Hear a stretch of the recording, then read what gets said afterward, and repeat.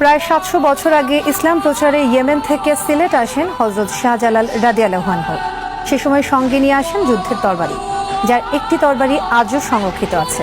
সে তরবারি থেকে এখনো খুশবু বের হয়। তরবারি ডেকসহ সে সময়ের বহু নিদর্শন দেখতে প্রতিদিন শাহজালালের মাজারে ছুটে আসেন লোকজন। সিলেট থেকে হাসান মোহাম্মদ শামীমের তথ্য ছবিতে রাসেল আহমেদের রিপোর্ট।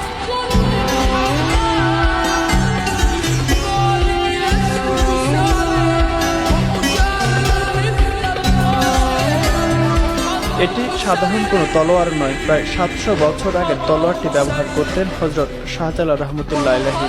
অতি যত্নে এটি সংরক্ষিত রয়েছে মাজারের দরগা বাড়িতে।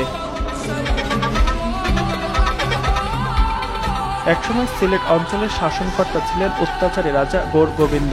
সিলেটে ইসলাম প্রচারে সুদূর ইয়েমেন থেকে ৩৬০ জন সঙ্গে নিয়ে আসেন হযরত শাহজালাল। বিনা রক্তপাতে জয় করেন সিলেট। সে সময় তরবারিটি এখনও সংরক্ষিত রয়েছে। বংশ পরম্পরা এটি দেখভাল করেন দরগার মুফতি বাড়ির বাসিন্দারা। তরবারিটি আকারে বড় এবং ওজনে অনেক ভারী। পরিবারের বড় ছেলে